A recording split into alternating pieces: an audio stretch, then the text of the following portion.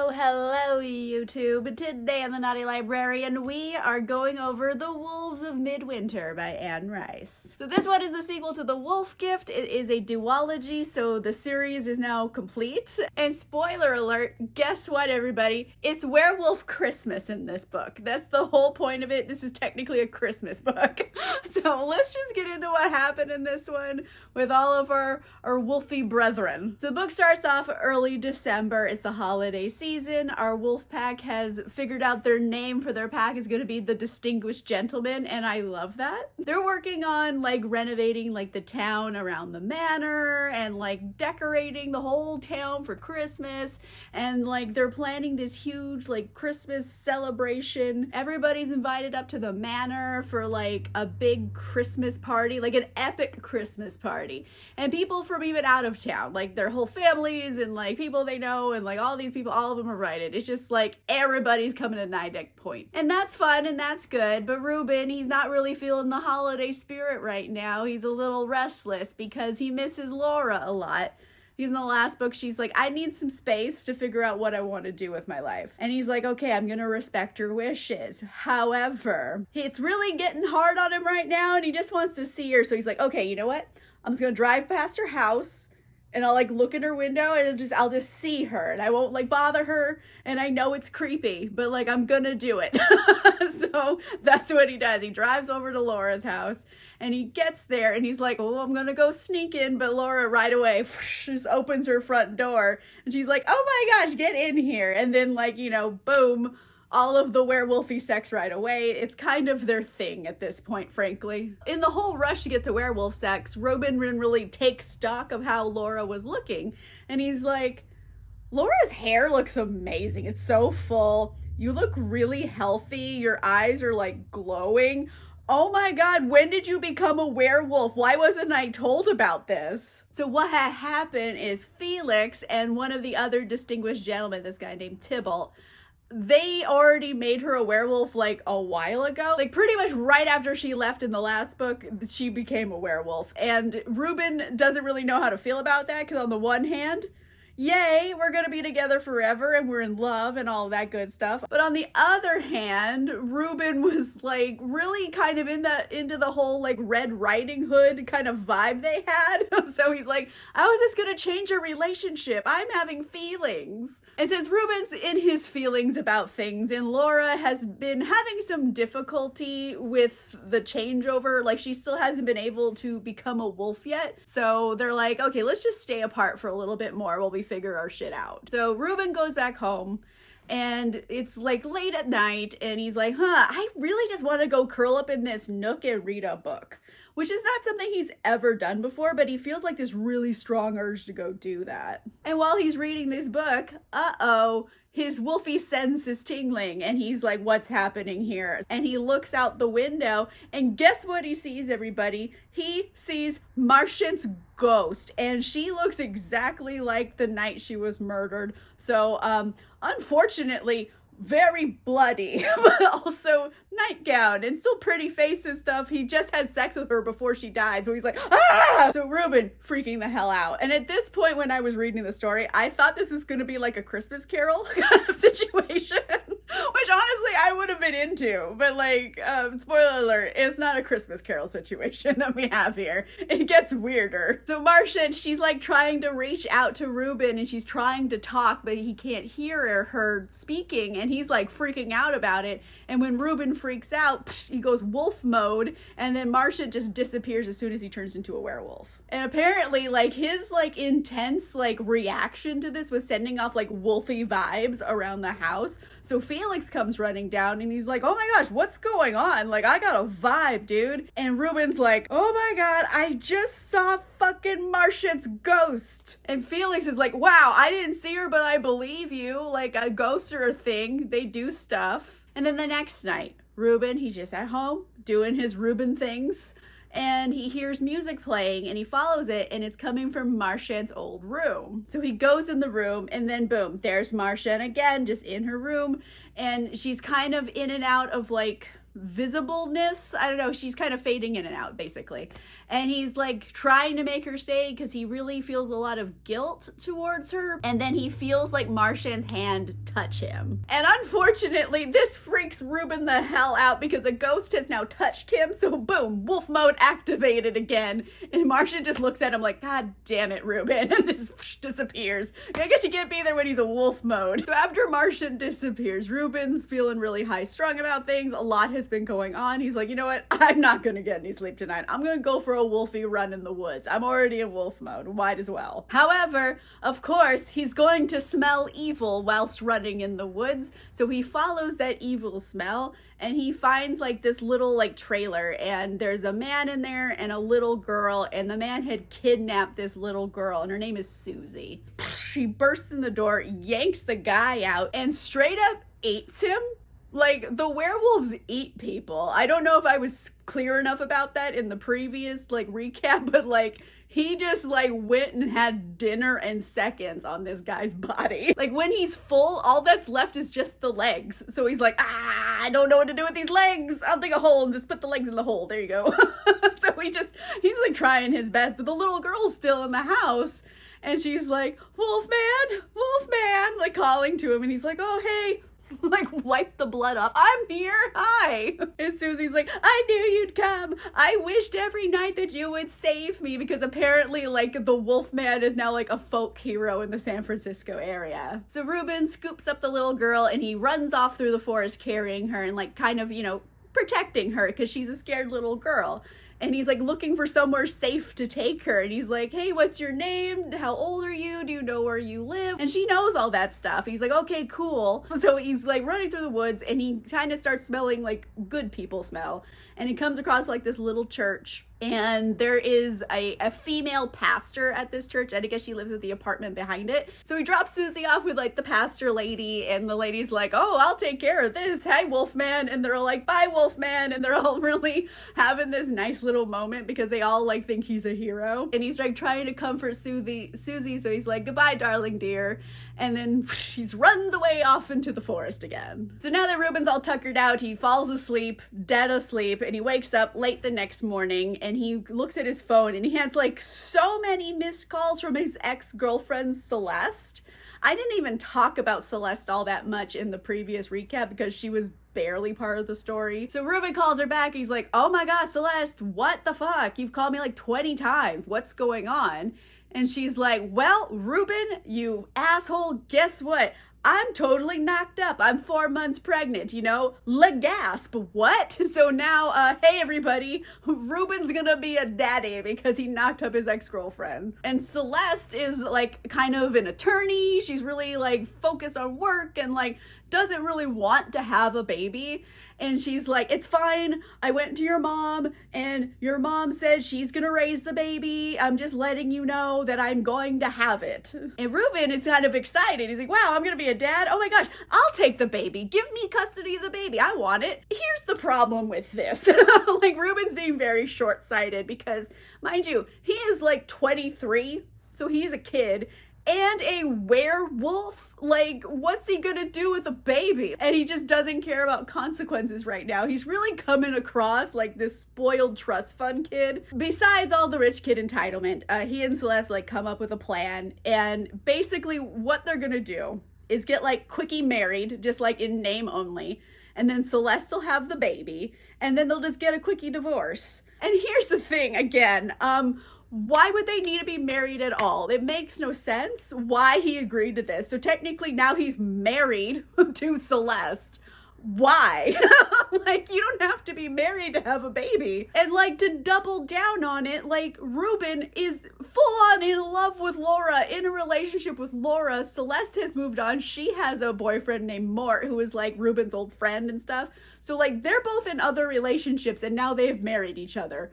What the fuck? Like, this book doesn't make a whole lot of sense at times. But anyway, besides the whole baby mama drama, Ruben is having problems all over the place. It's basically, it's like in for a penny, in for a pound for trouble with this kid in this whole book. So at the manor, Felix and Margot, they are fighting nonstop. Every day they're having an argument. So it's like mommy and daddy are fighting and it makes us uncomfortable. So essentially, Felix keeps going off into the woods at night, just howling his little heart out because he's trying to call like the Forest Gentry to come to Werewolf Christmas. And Marchent is very highly distrustful of the Forest Gentry. So let's put a pin in that for a hot second. And things are about to get real info dumpy. I'm just going to explain all of the new characters in this book because there are so many. So let's start with the Forest Gentry, right? They're kind of like hippy dippy woodland fae creatures who are actually like spirits. And they have gained the ability to become corporeal now. Much like in Vampire Chronicles, there are several people in that series who are actually ghosts that have corporeal bodies now. So this is kind of canon with her other works. So I guess like the Wolf Gift series does take place in the Vampire Chronicles Mayfair Witches universe and probably in the same universe with the Mummy. They're all connected. So Reuben had no idea that like any other immortal species existed. And so he's out in the woods, Reuben, and he's like, oh, it's really dark. Why can't I see? And he's kind of freaking out about it because he's like still in man form and his eyes aren't as sharp. So he's walking around and he's kind of blind in the woods and he feels someone like touch him in the forest and they're trying to like guide him and things that like Reuben can't see touching him freaks him out. We have found that out with Marchent. So he, boom, wolf mode activated. So Reuben turns around and he's like, what the fuck? Because there's like a bunch of people in the woods and he doesn't know what to do. He's just kind of standing there, deer in the headlights. But their housekeeper, Lisa, comes out and she like kind of like brings him back inside. Pin in that for now. Let's talk about Lisa. The other like members of the wolf pack, like the older wolves, they brought in like Lisa and then a couple other people to be like housekeepers and like butlers and stuff. And apparently like the housekeepers, like the helpers, are also immortal beings, and they never actually say what kind of immortal beings they are. They just are immortal, and they like have this symbiotic relationship with like the Morphinkinder, so they just kind of go together, peanut butter and jelly style. But Lisa's the only one that like creeps out Reuben. And it's not like she's trying to be off-putting. She's actually really, really nice. She's just not good at talking to people and having it seem not threatening. She's like super German in the book and maybe that just comes across as aggressive. I'm not sure, but this is where we are with Lisa. And last thing about Lisa, she is also a trans woman. And I'm just gonna say it right now. I don't think Anne Rice spoke about trans people in this book particularly well. It gives off J.K. Rowling vibes and I don't like it. So just be aware there is a bit of transphobic language in this book that's not okay. But for the sake of this recap, I am going to refer to Lisa only as a woman. All right, so now we've talked about like the new immortal creatures we have in the book. Let's get back to the story. Like I was saying, Marg and Felix constantly arguing at home, and then Reuben, he keeps seeing ghosts. So he has a problem here. And the thing is, this haunting with Marchent, it's starting to get a bit more erotic, we'll say. Like Reuben one night, he's having this sexy dream about Laura. And then like in the dream, Laura turns into Marchent and he like wakes up because he's like, whoa, what the fuck was that? And then he realizes, oh my gosh, I have been ghost fucking Marchent for real. And he freaks the hell out. I would too, because technically I think we're witnessing a crime right now. He is inconsolable, freaking out about it. Like he's banging his head against the wall because he just accidentally fucked a ghost. And he still feels really guilty about Marchent because she's dead because he couldn't save her essentially. So he's making a whole racket commotion, freaking out. And like everybody comes to check on him. They're like, whoa, bro, what is going on? And he's like, inconsolable, he's sobbing, he's like, it's Marchent, I don't know, I had sex with her ghost and I'm sad. He's not explaining it well and everyone's just trying to like calm him down. Stuart, our gay teen activist extraordinaire, comes into the room and Stuart's like, hey buddy, like, you know what, hey, I'll sleep in here with you tonight. Like I'll like, will that help if you have like a buddy? And then Lisa's like, you know what, you guys can go to sleep and I'll stay and I'll like watch over everything so you feel extra safe. And Ruben's like, yeah, I do want a buddy, and I do want someone to watch me sleep. That feels really good. So that's what they do. But the next morning at breakfast, the fighting at home continues. Marchent and Felix having a lot of disagreements, especially about the Forest Gentry, because like Felix wants them to come over, and he's like, hey, the Forest Gentry always party with us at Christmas. And also, they were spirits who became like corporeal. Maybe they can help Marchent, you know, my dead fucking niece. Get off my back, Marchent. Marchent does not really trust the Forest Gentry. He's like, those guys are full of shit. Like, you think they're like nice little hippies in the forest, but like, they're not nice hippies in the forest, bro. Like, ew. But there's really nothing to do about it now because Felix has already invited them. Guess who walks into the manor right now?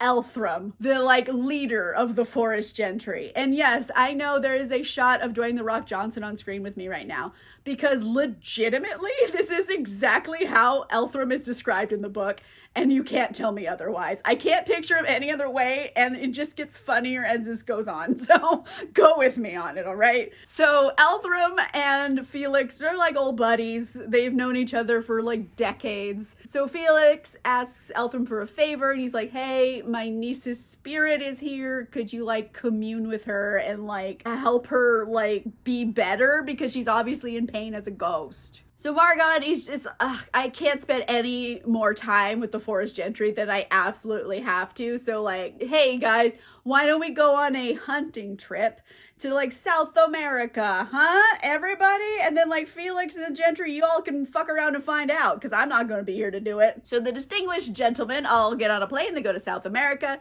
and they go on a hunting trip. And it goes okay at first, and like, you know, they're running around the jungle doing wolfy stuff, having a good time. And of course, every time they're running around the woods, they somehow catch the smell of evil, and they come across like a child trafficking ring. And like the wolf pack are like, oh hell no. So they make short work of like the evil people there. So the hunting trip ends, then they fly back to California. They're going to Nidec Point. They're back home. And guess what? They arrive just in time for Christmas. Like it's like a day or so before the huge Christmas festival in town. And the whole thing is just elaborate, otherworldly, like, even I would say those are good adjectives for it. There's probably like 1,000 people there. It's pretty big. All of their extended friends and family are there, and like, hey, guess what? Ruben even runs into like that little girl Susie that he saved earlier, and like Susie's been going around the party everywhere with like the female pastor lady that helped her, and she's trying to look for Ruben because Ruben was the reporter who wrote all those articles about like the man wolf. And she's like, oh, you know about him because no one believes me that he saved me. And I don't want to tell everybody that he saved me because I don't want to get him in trouble. But like my parents don't believe me. And she's really sad about it. She's gone through a lot. So Ruben's like, yeah, no, I believe you. I totally believe you. I saw the man wolf too. Like just trying to pretend it's not him. And he's like, hey, you know what? I have someone who will totally believe you, and everything you say to them has to keep secret. So he goes and gets his brother Jim the priest. And it's not really cool for Jim because you're just forcing him to keep werewolf secrets when he doesn't want to. So he comes and he's like, okay, I'm going to talk to this little girl. Obviously she is distressed. So Jim, he is really nice to her and she feels better and everything.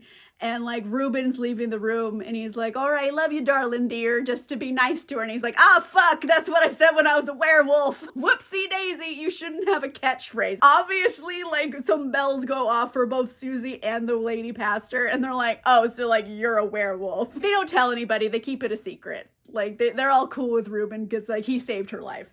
But anyway, damn it, Ruben, think before you talk. So the party's in full swing. Everything's going really well. They have like choirs they flew in from Europe to come sing hymns and stuff. Like it is wild, this party. It's elaborate.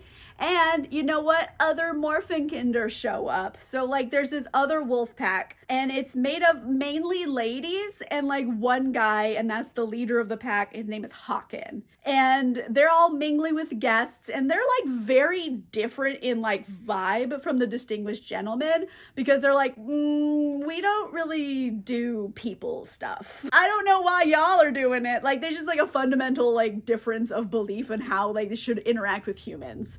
So there's a little tension there. But anyway, it's Yule. They're having a big pagan Christmas festival here, so the more the merrier. And you know what? Elthrum's even at the party with some of the Forest Gentry too. Everyone's having a great time. And Elthrum, guess who he brought as like his companion for the evening? Marchent, and she's like seeming to do very well. She's much more corporeal these days, and Reuben doesn't really get a chance to talk to her, but he does see her. And Reuben's family is there, so like his mom, Grace, his dad, Phil, and Phil really hasn't done anything in any of the books to this point, but he really loves it at Night Point and he wants to spend some time there, so he literally moves into the guest house. And like his mom, Grace, is just kind of fine with it. Like, I guess sometimes they just take time apart from each other and like it's fine. I don't know. That's just how their relationship is. And the party goes well, no disasters or anything. They wrap it up and everybody leaves, and there you go. Phil moved in. And you know what? All of the distinguished gentlemen kind of love Phil. Like, he is giving like comfy cardigan sweater dad vibes. He's a poetry nerd and he's just super mellow, and he likes to be left alone and to walk around the woods and like look at the coastline and just be in nature. He's living his Robert Frost fantasy, honestly. And everything's going very well and it's all very wholesome. We're getting into like pagan Christmas Yule Hallmark movie territory.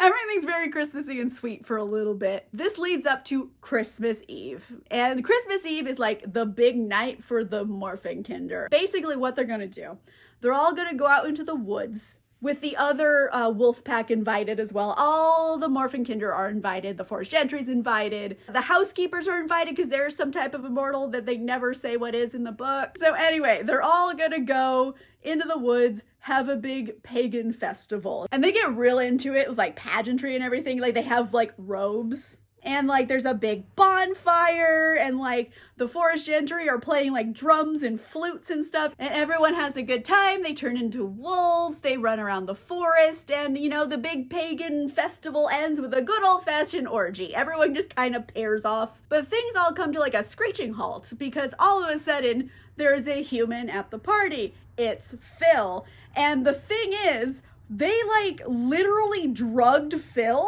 that night before he went to bed, so he would be out cold the whole night and not know what's going on in the woods. So it turns out what happened is two of the lady wolves from the other pack, Fiona and Helena, they're real bitches. They literally like snatched Phil out of bed and they like drug him out into the woods because they wanted to have a human sacrifice at the party. Because they're all mad that like Felix and like the distinguished gentleman are like hanging out with humans, and they're like, well, you hang out with humans so much, so we're gonna kill this guy. It makes no sense. Like nothing in the book really makes a lot of sense. You just kind of have to go with it. So obviously Reuben and the distinguished gentleman aren't going to let them kill Phil. So a huge like fight breaks out. And like somehow Phil still ends up getting attacked by the ladies who kidnapped him, and they like bite him a lot. Like he's injured really bad. And Elthrum sees that Phil is really injured, and he is pissed because no one hurts Phil under Dwayne "The Rock" Johnson's watch, I'll tell you what, motherfucker. So he's like, okay, Forest Gentry, assemble. We're about to intercede on their behalf. So Elthrum, the other Forest Gentry, they grab Fiona and Helena, and they're like, fuck y'all bitches. They throw them in the bonfire and like they hold them down in it because technically speaking, they're not alive. They're technically spirits that are corporeal sometimes. So like they could hold them down in the fire all they want. It doesn't hurt them. So Fiona and Helena are now super dead. They're burnt to death in the fire. And everyone is quite taken aback because the Forest Gentry are just basically like hippie ghosts communing with nature and shit. And now all of a sudden they went murderous poltergeist on some people. And like, everyone's like, whoa, we didn't know you could like kill people if you wanted to. So like, what are we supposed to do with this information? So yeah, this Yule orgy went downhill real fast, didn't it? So the leader of the other pack is pretty pissed because two of his pack members just got burned to death by forest ghosts. So he starts like laying into Margon and Felix, and he's like, fuck you. fuck Nidak Point. We should burn it to the fucking ground. Why are you hanging out with people? Y'all are gonna get us into trouble. You think you're so fucking cool and you're not cool. And like, you can suck a butt. Like, just like on and on and on and on. And it's like, Hawken, you came to their house and you tried to kill one of their guests, and somehow you have the audacity to blame it on them that you did it. That is a wild leap in logic. Marchent has to get like all alpha wolfy because technically he is the first one. Like, he's the oldest one. He has some power here. And he's like, Hawken, get your bitches and you get the fuck out of my house before I kill y'all for being fuckwits. So the other pack leaves because they know, like, okay, Marchent means business. We should leave. So they all go, but that still leaves them with the problem of Phil, who has been grievously injured. Like, what are they going to do with him? He's going to die. So they do the only thing they can do to save his life, and some of the older members of the Distinguished Gentlemen give him the chrism, which is what they call becoming a werewolf. So now I guess we're gonna have werewolf dad. Everyone is just getting turned into werewolves. I don't know what to do with it. And since Phil was so injured and he's a little like older, he needs some time to recover. So a few days go by where he's just kind of in and out of consciousness, like, you know, I guess the chrism is taking hold in his body or whatever. And Elthram loves Phil because they're both like Robert Frost fantasy buddies. So Elthram stays with him all the time, and he brings like fresh flowers from the forest and he like sets them up in his house, and like, oh, he's like the sweetest murder ghost you'll ever meet. Eventually Phil does like wake up from all of like the healing, and he and Reuben like finally have the sit down talk. Like, hey dad, so we're werewolves.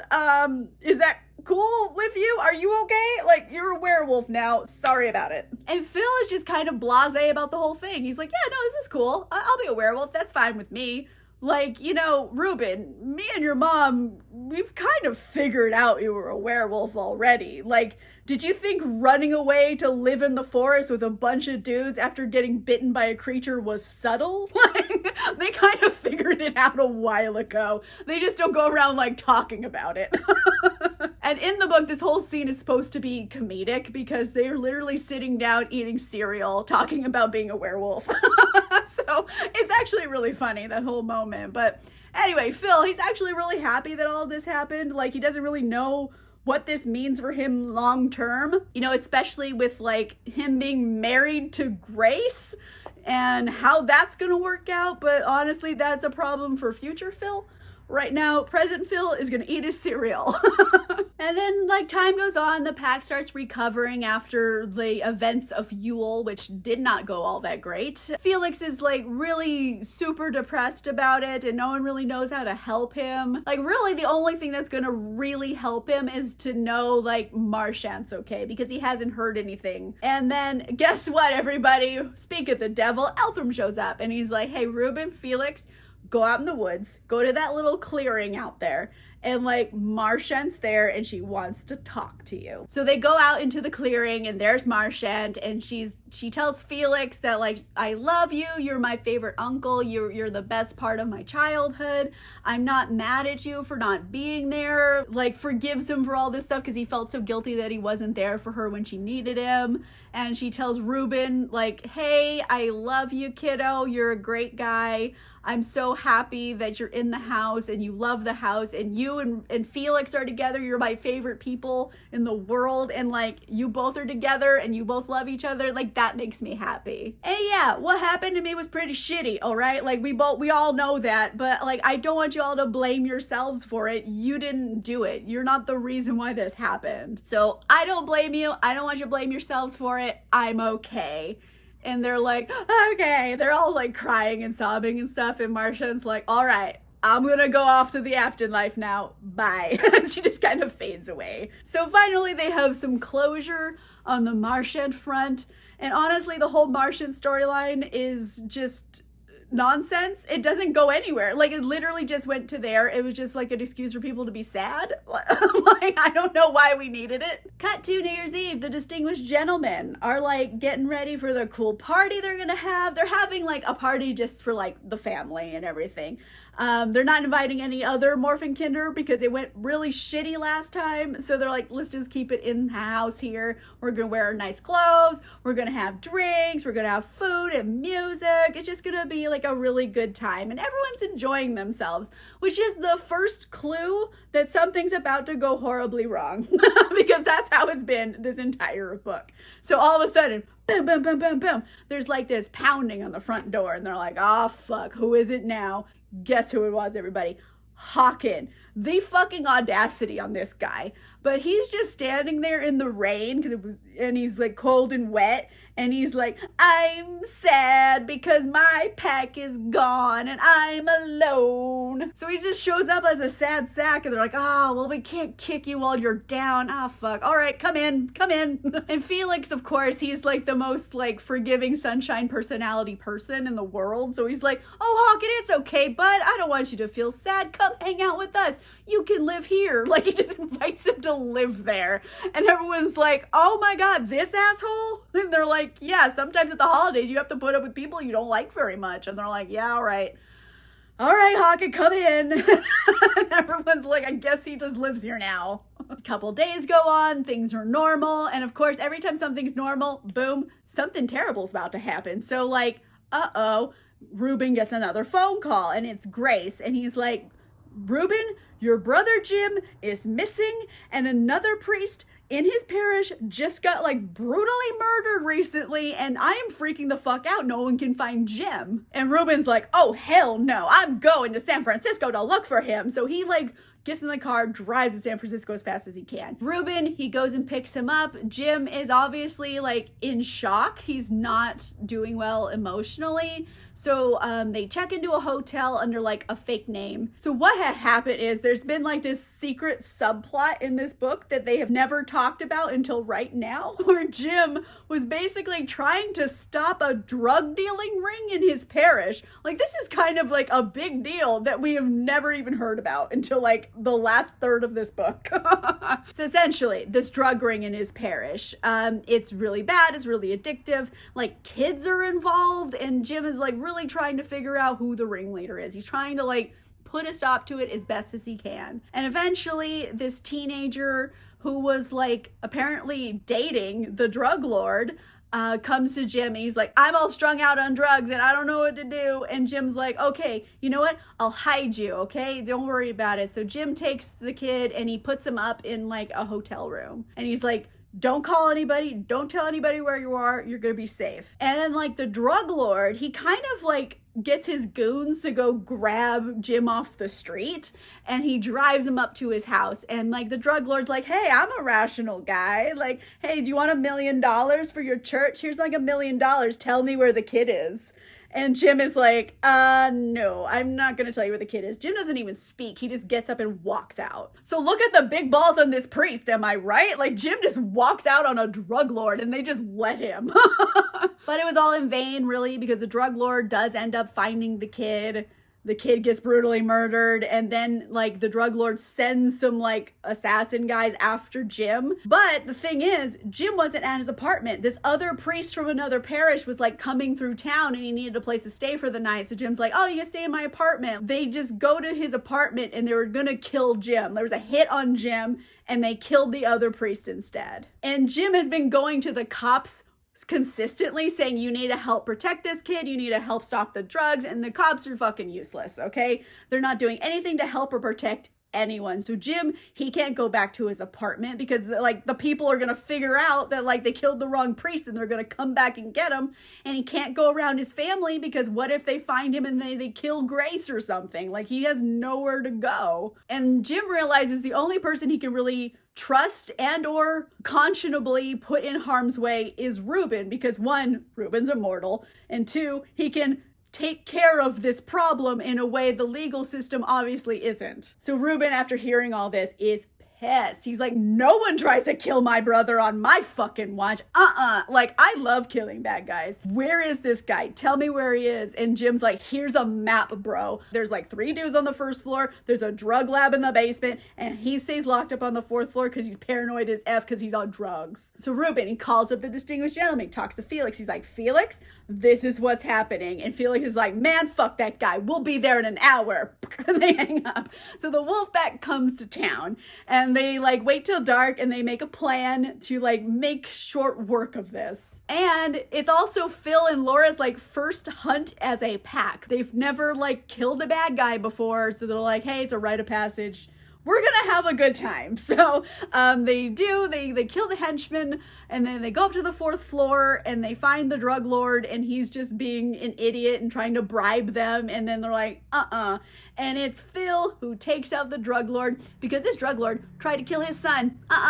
Phil eats him. So after all of the henchmen have been eaten and like their, I guess, shoes and belts and pants and stuff that they don't eat get put into trash bags. They're cleaning up after themselves. They look through all of the house and by smell they can smell like money smell and they like grab all of the cash they can find in the house and then they go down the basement and they destroy the drug lab and then they just leave. They leave the front doors open, the back door open, and they just head out. And they're like, well, the cops are going to show up eventually. They're going to figure out something that happened here. And last step of the plan is take all of like, you know, the blood money cash they have stolen from this house and they make a anonymous donation to Jim's parish. So now that that's all taken care of, Ruben goes to check back on Jim. He gets back to the hotel and like Jim is gone. And apparently like he had called Grace and he's like, hey, I'm gonna go to Carmel because I need to decompress because that's like Jim's thing. So Ruben, he's like, well, I'll go Carmel for Jim. So he drives down there. He can't find him anywhere. And he just keeps looking for several days, which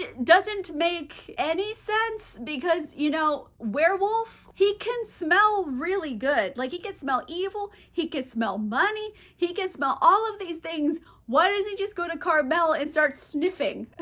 Like he would have found his brother. But no, he doesn't do that at all. And it makes no sense why. But I guess they had to do that for the plot to continue. But the search is going to get cut short because there's always fucking something going on. So Felix, he calls up Ruben and Ruben's like, what's going on? He's like, bro, like this little girl just showed up at her house and she's looking for you and she like ran away from home. And like, apparently she got lost in the woods and like Elthram brought her to the house and like, she won't stop crying. We don't know what the fuck to do here. And Ruben's like, oh, okay, like I'll be right there. And Ruben assumes this is Susie, that little girl he saved, but it's not Susie. This is a little girl named Christine and she is 12 years old. And Ruben, he briefly saw this little kid at the Christmas party with this woman wearing like a cool vintage Chanel suit. And Ruben was like, oh, that woman looks like Lorraine, but she couldn't be Lorraine, right? Pin in that. We're going to go back for a hot second. Who's Lorraine, right?